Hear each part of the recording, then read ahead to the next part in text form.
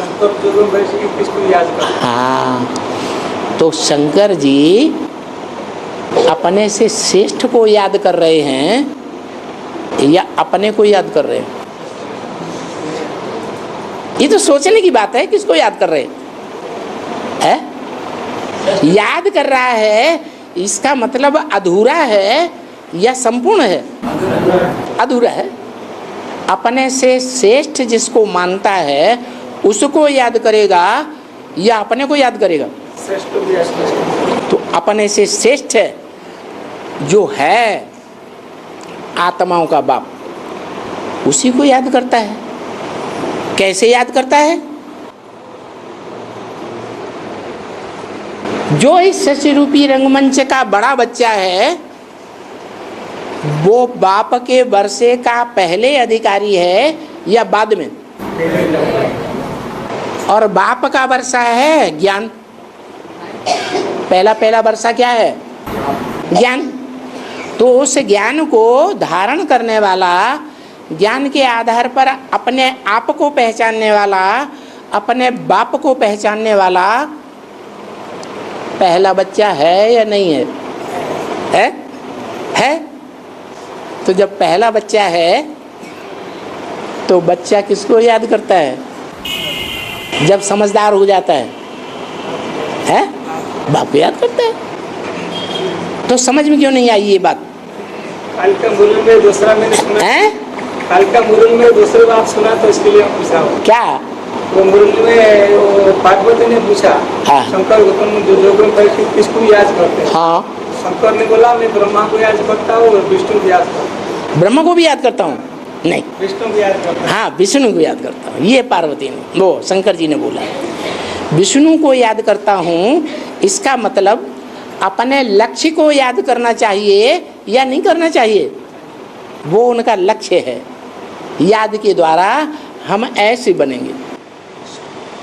विष्णु में 4 भुजाएं दिखाई हैं। 4 भुजाएं नीचे हैं, अपने आप चलती हैं या उनको चलाने वाला कोई और होता है? तो वो चलाने वाला ऊपर है विष्णु की खोपड़ी में। तो विष्णु किसको याद करता है?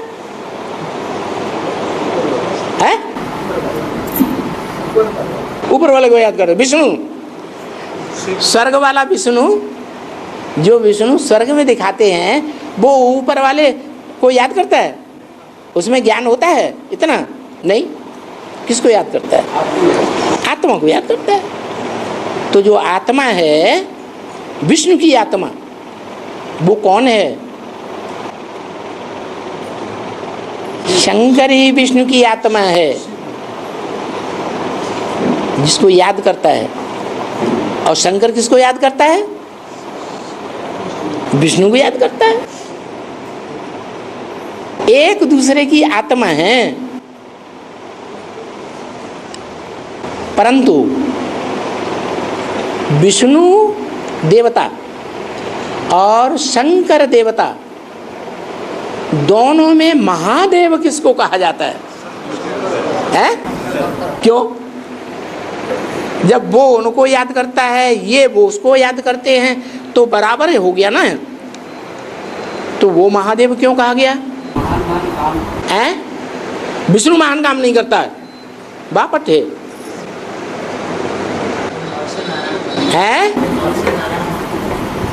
नहीं।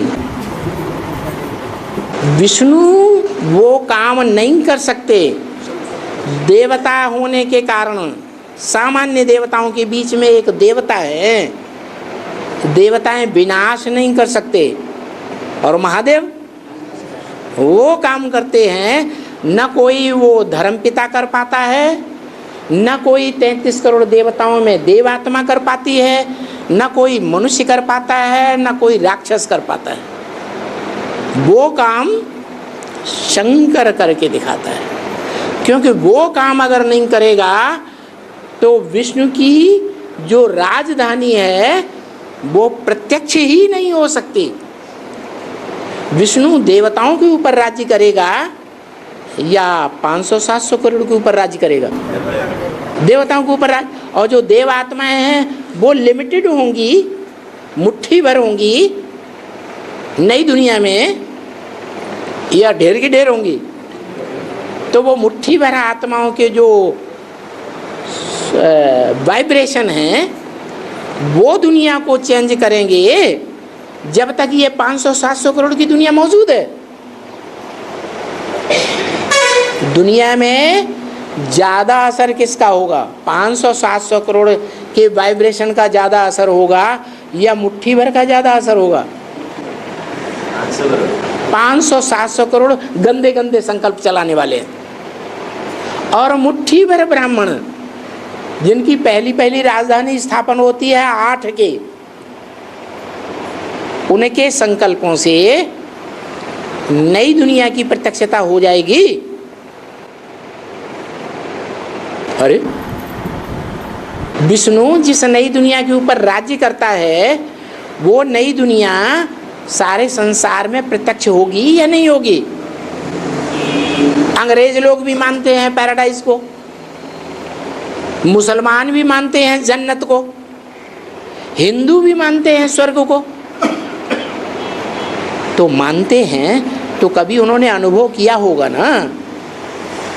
तो जो लोग दूसरे धर्म वाले भी उसको अनुभव करते हैं, वो दूसरे धर्म वाले जो अभी पतित संकल्प चलाने वाले हैं, वो जब तक खत्म नहीं हो जाएंगे तब तक ये 5 तत्वों की दुनिया स्वर्ग के रूप में प्रत्यक्ष होगी?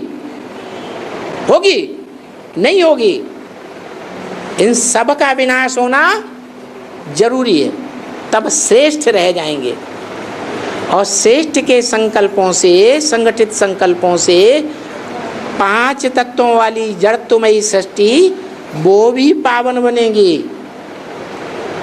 जैसे जंगल में जानवर रहते हैं जड़त्वमयी बुद्धि वाले, वो बीमार नहीं पड़ते हैं उतने, और शहर में रहने वाले जानवर बीमार पड़ते हैं। किसके संग का रंग लगता है? मनुष्यों के संग का रंग लगता है। तो ऐसे ही जो काम कोई नहीं कर सका, भ्रष्ट का विनाश, दुष्टों का विनाश, वो काम शंकर के द्वारा भगवान करता है।